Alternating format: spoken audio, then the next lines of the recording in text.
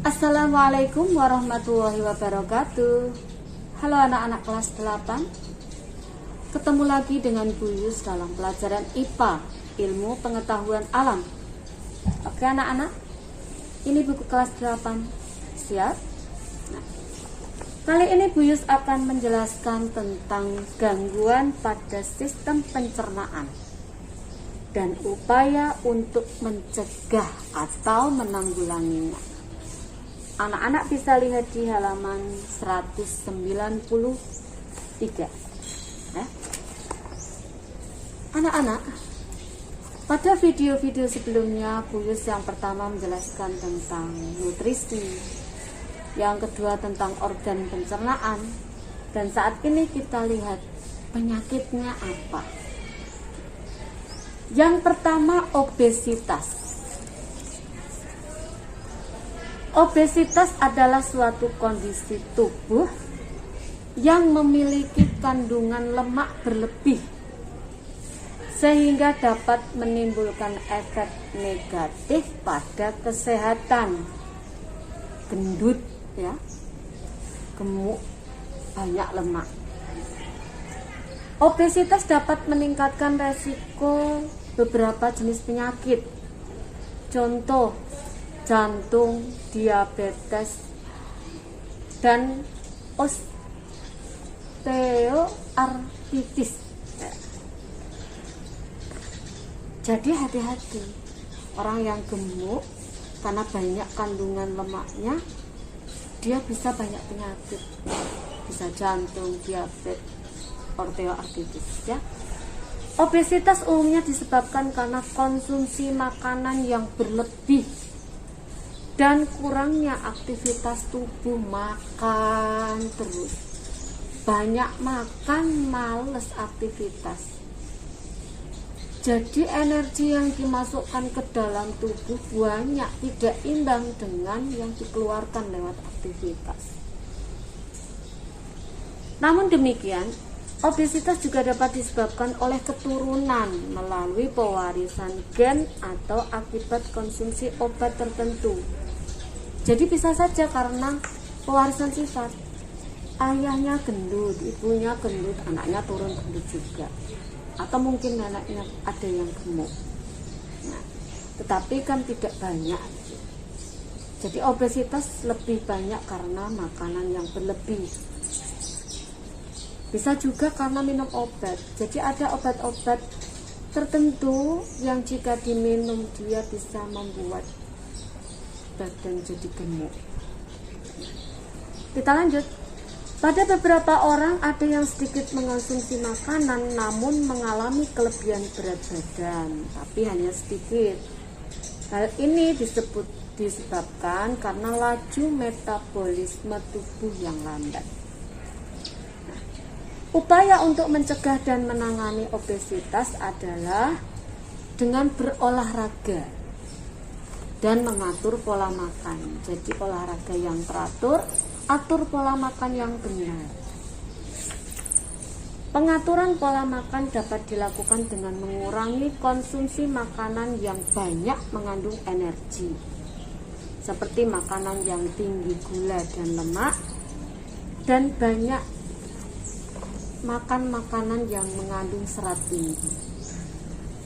Kita lihat di halaman 193. Untuk mengetahui apakah tubuhmu mengalami obesitas atau tidak, hitung indeks massa tubuh. Nah, di sini ada rumusnya. IMT, indeks massa tubuh, itu adalah massa tubuh kita berapa kilo dibagi tinggi tubuh kali tinggi tubuh. Jadi massa kita berapa dibagi tinggi tubuh kita kali tinggi tubuh kita berapa. Nah, dihitung. Kita lihat patokannya. Kriteria indeks massa tubuh jika lebih kecil dari 18,5 berarti kurus, berat badan kurang. 18,5 sampai 24,9 berat badan normal, bagus. 25 sampai 29,9 udah mulai berlebih. 30 sampai 349 sebelum 35 itu obesitas kelas 1. 35 sampai 39,9 obesitas tingkat 2. Dan di atas 40 poin itu obesitas kelas 3. Jadi obesitas saja ada kelas-kelasnya ya. Kelas 1, 2, 3. Kelas 1 itu kalau nilainya udah di atas 30. Nah, hati-hati. Coba nanti anak-anak dihitung di rumah. Masa anak-anak berapa bagi tinggi kalian dibagi tinggi kalian. Masuk pada kriteria yang mana? Oke. Kita lanjut, penyakit yang kedua adalah karies gigi. Karies gigi atau gigi berlubang merupakan kerusakan gigi akibat infeksi bakteri yang merusak lapisan gigi sehingga merusak struktur gigi. Bakteri pada mulut itu mengolah gula sehingga menghasilkan asam. Asam yang diproduksi selama metabolisme di dalam mulut ini dapat merusak gigi. Gigi yang berlubang dapat menyebabkan nyeri pada gigi.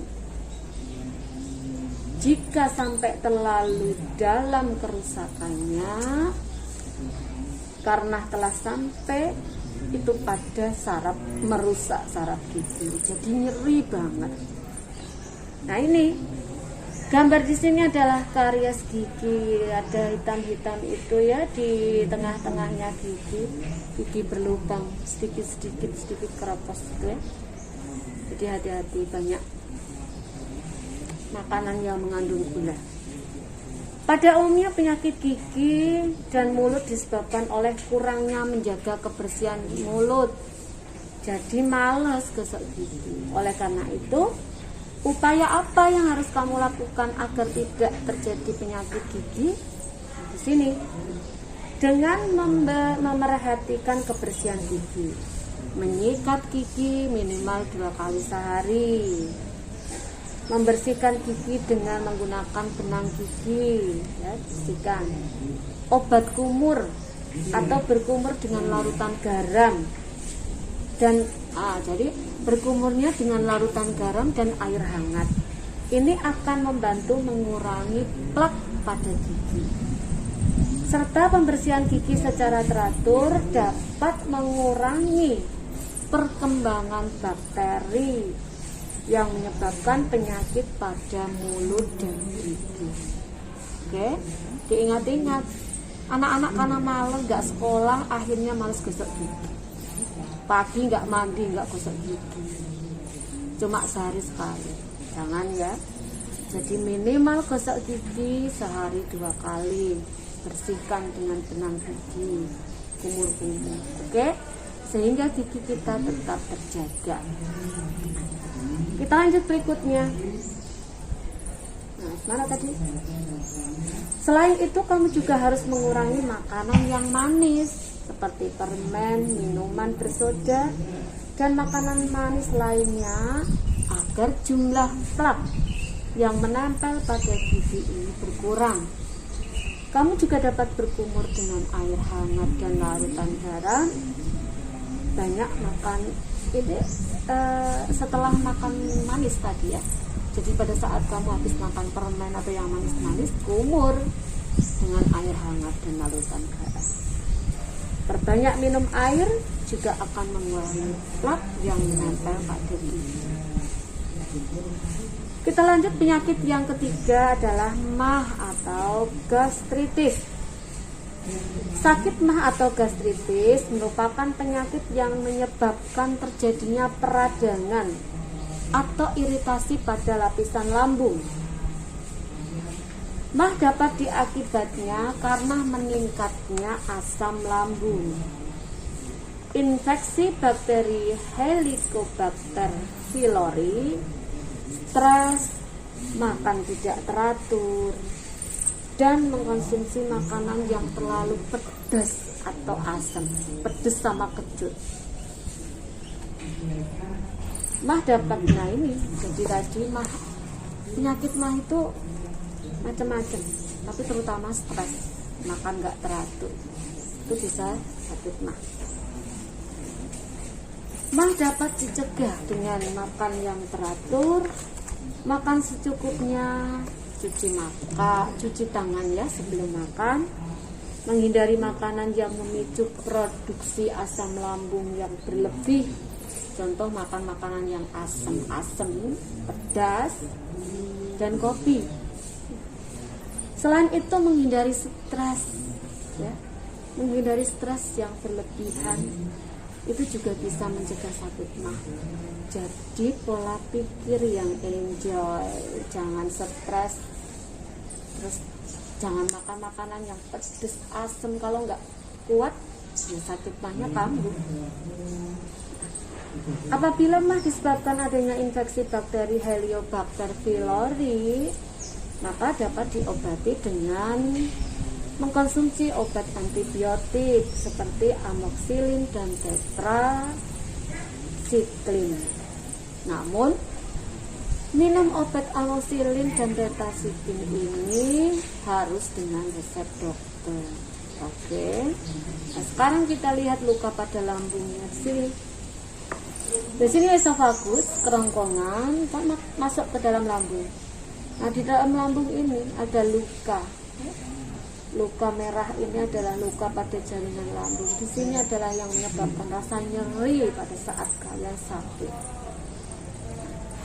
Makanya, utamanya adalah hilangkan stres. Makan makanan yang teratur, makan polanya teratur, dan jangan makan yang pedas. Oke? Kita lanjut, penyakit yang keempat adalah hepatitis. Hepatitis merupakan penyakit peradangan pada hati. Orang yang menderita hepatitis ringan memiliki gejala seperti orang yang flu, yaitu sakit otot dan persendian, kaku-kaku, demam, diare, dan sakit kepala.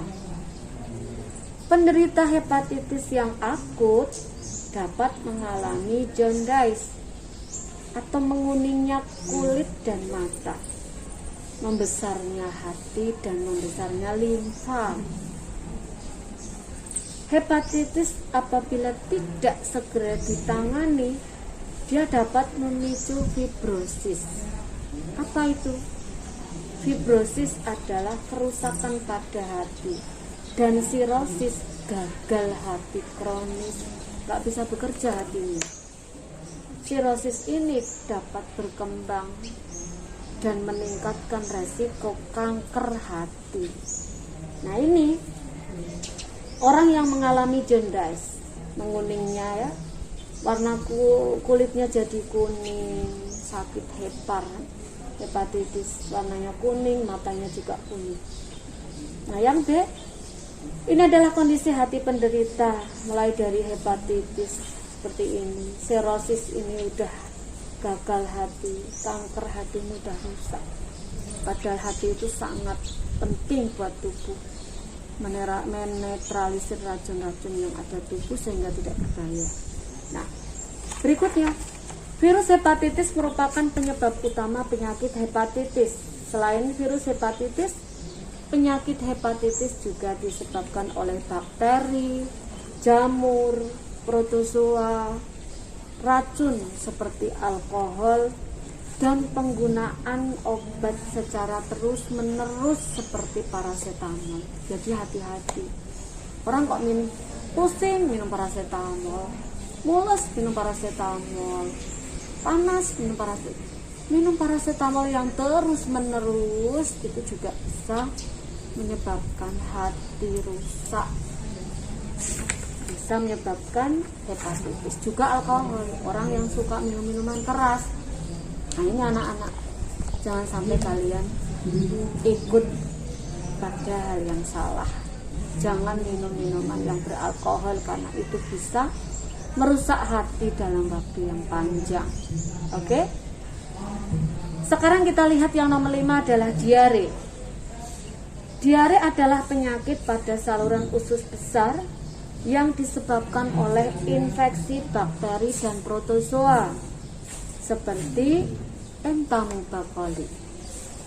Ketika terjadi infeksi, dinding usus besar teriritasi pergerakan peristaltik meningkat, serta air tidak dapat diserap. Penderita diare dapat mengalami dehidrasi karena air dalam usus terus menerus dikeluarkan, nitrat banyune metu. Karena terlalu banyak air yang keluar, maka dia bisa mengalami dehidrasi. Selain itu, penderita diare juga akan mengalami mules di perut karena kontraksi otot pada usus besar terjadi terus-menerus. Nah, bagaimana Bu cara mencegah diare? Kita lihat, menjaga kebersihan makanan yang kamu makan. Karena makanan yang kurang higienis biasanya mengandung bakteri yang bisa menyebabkan diare. Cucilah tangan sebelum makan. Minum air yang sudah dimasak, jangan air mentah atau air kemasan yang sudah higienis. Dan jagalah kebersihan diri juga lingkungan. Terus apabila sudah terkena diare, bagaimana penanganannya? Nah, minum Oralit atau larutan gula dan garam untuk mengganti cairan yang banyak keluar saat diare. Dan minum obat diare. Obat diare biasanya memiliki fungsi utama membantu proses pemadatan feses. Contoh, kalau pas diare minum larutan Oralit itu untuk mengurangi atau mengganti cairan yang hilang. Ya. Nah, kalau masih terus diare, ya ke dokter. Oke. Kita lanjut, penyakit yang keenam adalah konstipasi atau bebelen, sulit buang air besar karena padat ya. Ya. Mari kita lihat. Konstipasi merupakan kondisi feses keras atau kering sehingga sulit dikeluarkan. Penyebab konstipasi adalah kurangnya asupan makanan berserat dan kurang minum. Ketika feses tidak dikeluarkan secara teratur, males beol, nggak tiap hari, atau tadi seminggu atau 2 minggu baru beol, maka feses, ketika feses tidak dikeluarkan secara teratur, air yang terkandung di dalamnya akan terserap, sehingga menyebabkan feses keras dan kering, sulit dikeluarkan. Nah, untuk mencegah konstipasi, apa yang harus dilakukan? Tidak sering menahan buang air besar, dimpet, udah pengen beol, dimpet, jangan. Makan makanan yang berserat seperti sayur dan buah-buahan. Hindari mengkonsumsi makanan yang tinggi lemak dan gula, makan makanan yang manis, keju, makanan olahan. Karena makanan yang olahan itu bisa menimbulkan konstipasi. Minum air yang cukup banyak, itu jadi makan makanan yang berserat dan minum air yang banyak itu salah satu untuk membantu pergerakan feses dan membantu feses lebih lunak sehingga dapat mencegah konstipasi. Selain itu, aktivitas fisik atau olahraga juga bisa membantu mengurangi konstipasi. Ya, anak-anak, kita lihat di halaman 197 ini ada gejala kekurangan vitamin. Nah, pada saat kita kurang vitamin, apa yang terjadi, Bu? Kekurangan vitamin pada tubuh disebut avitaminosis. Kekurangan vitamin. Nah, kita lihat di tabel ini. Di tabel di situ dituliskan gejala kekurangan vitamin. Apa yang terjadi jika kita kekurangan vitamin A? Maka penglihatan kabur, kerusakan hati dan tulang, rambut rontok, berarti kurang vitamin A. Yang kedua, vitamin B. Apabila kita kekurangan vitamin B, yang terjadi adalah bisa menyebabkan penyakit beri-beri, gangguan saraf, kehilangan berat badan berlebih, dan anemia, lemas, lesu. Itu kekurangan vitamin C. Kekurangan vitamin C, skorbut, degenerasi kulit, gigi, dan pembuluh darah, sariawan, lemes, luka yang sulit sembuh, dan gangguan kekebalan tubuh. Jadi biasanya yang sering terjadi di masyarakat atau orang-orang paling sering adalah sariawan karena kekurangan vitamin C.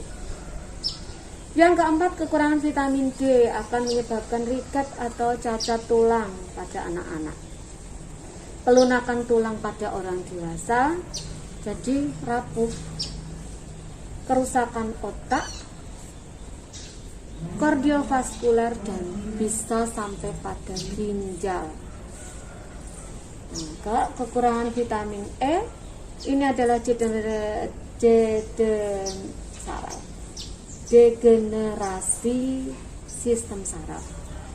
Dan yang terakhir, apa yang terjadi jika kekurangan vitamin K bisa menyebabkan kelainan pada penggumpalan darah, kerusakan hati, dan anemia, kurang darah, lemes, lesu.